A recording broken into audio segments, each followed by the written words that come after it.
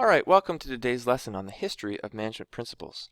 Now we all know that the idea of organized labor and management have been around for thousands of years. How else would we be able to do things like create the Great Wall of China or the pyramids at Giza? We also have many different examples of excellent management people in history. For example, Michelangelo. He required the use of 13 painters to help him create the Sistine Chapel. He had 20 sculptors helping him to create the tombs in Medici Chapel, and he had 200 laborers helping him to construct the Laurentian Library in Florence.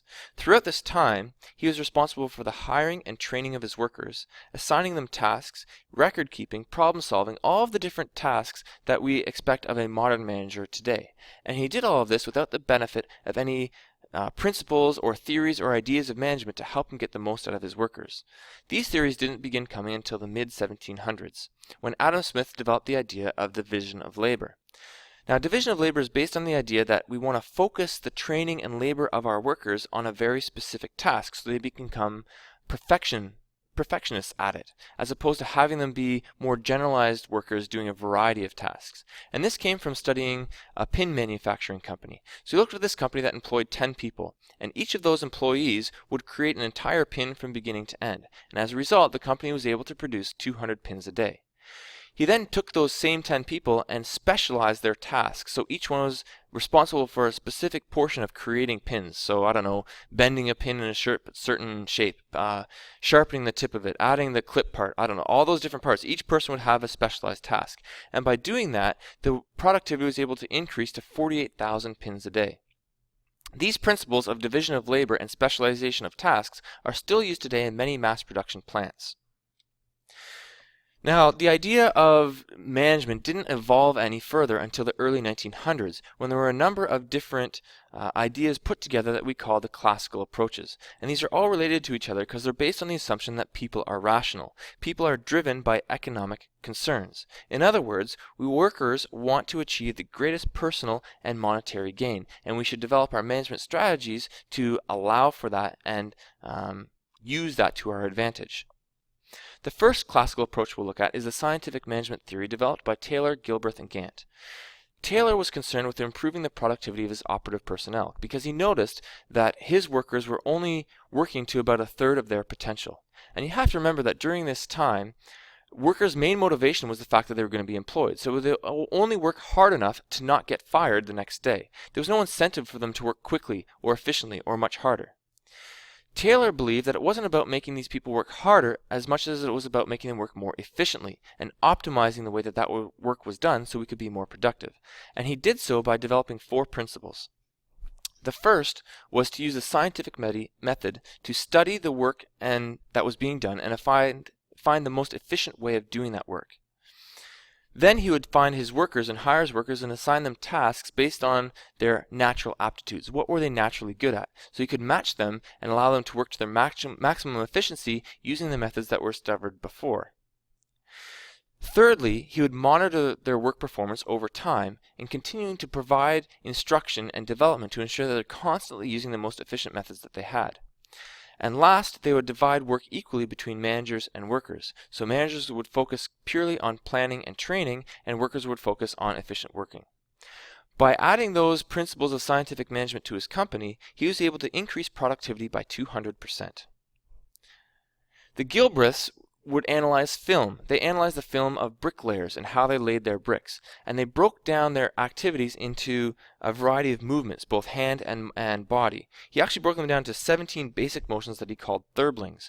And through analyzing this, he was able to eliminate unnecessary movements to make the whole bricklaying process much more efficient.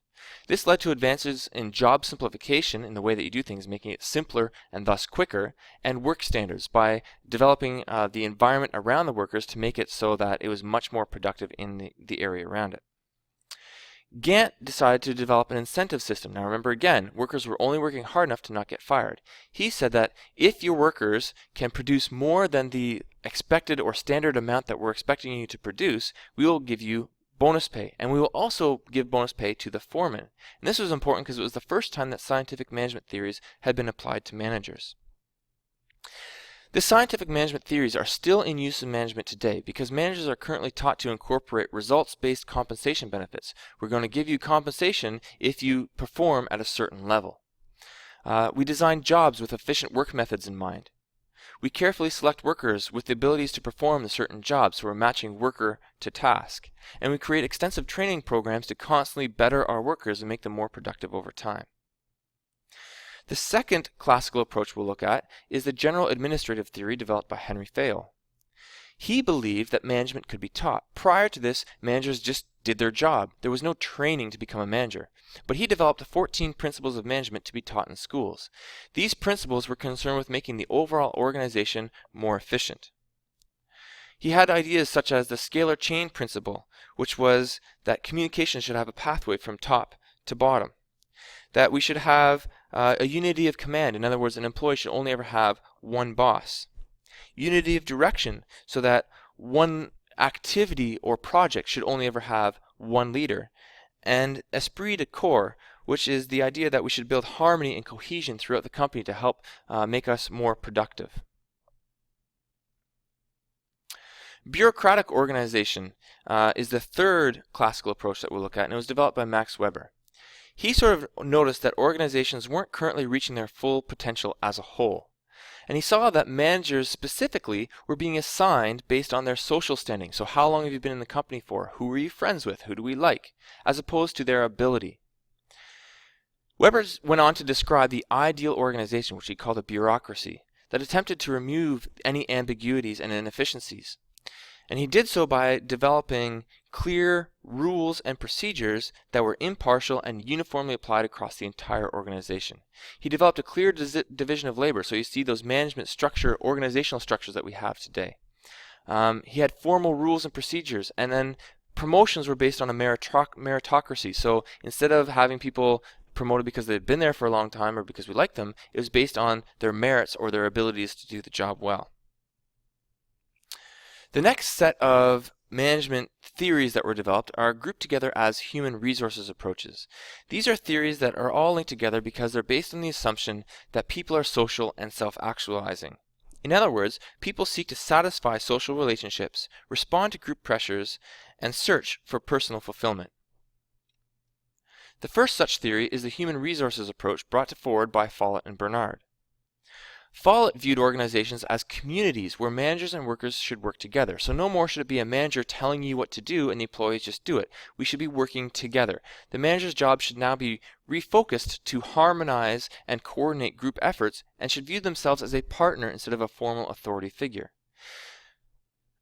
She believed that all employees should also be owners of the company, because this would allow those employees to have feelings of a collective responsibility. They will want to work harder. And this has led to today's notion of profit-sharing companies. Bernard recognized the importance of maintaining good relations with other organizations. So he took those same ideas that Murray Parker Follett had for within the company and he expanded them outside of the company. We need to be having good terms with our suppliers, working with our investors, and working with our customers, making sure their voices are heard. Some of this theory was based on studies that were done by Elton Mayo, a Harvard professor of psychology. These are called the Hawthorne studies because he studied the Hawthorne's Works Electric Company, and he wanted to look at the effects of lighting levels on worker output. So if we had bright lights, would they work better, or dim lights, would they work better, and so on. And what he found was that when we had more light, we actually increased worker output. But the weird thing was that when light went down, worker output also increased. And finally, the control group that had no changes to their work habits whatsoever, their output also increased. The researchers concluded that the worker output increased because the workers felt important because they were being studied while they worked. So any kind of attention that was given to them made them say, oh, we're important, we need to work hard. Had nothing to do with the actual lighting whatsoever. After doing several other studies like this, it was seen that individual output was heavily influenced by being singled out for special attention, which we now call the Hawthorne effect. Interestingly enough, that over time we've discovered that these studies in fact were flawed, but it did help shift our focus towards a people's feelings and attitudes and relationships and away from just telling people what to do. This led to the human relations theory developed by Abraham Maslow, a psychologist. And he sort of had an idea that your desire to perform was based on needs that needed to be satisfied before the next level. So we started out with the lowest level needs at the bottom of a pyramid here called the psychological needs. In other words, people are mostly first going to be driven to find things like food, water, and physical well-being. And if you don't have those things, you can't do anything else. Once those needs are satisfied, we move up to the next level, which is the safety needs. So the need to have security, protection, stability. Once those things have been satisfied, then we can move up the ladder and so on. So the next level was social needs, your need for love, affection, and sense of belongingness, followed by esteem needs, which is your need for respect and prestige, not just being a belonging, but the fact that you're actually looked up to. And then finally, after all those other needs are in place, we have self-actualization needs, which is the highest level, the need for self-fulfillment, to feel like you are doing something good and being proud of the stuff that you do. So again, this is based on the idea of two underlying principles. The number one is the deficit principle, the idea that a satisfied need is not a motivator of behavior. So once you have job security alone won't motivate you to continue working harder.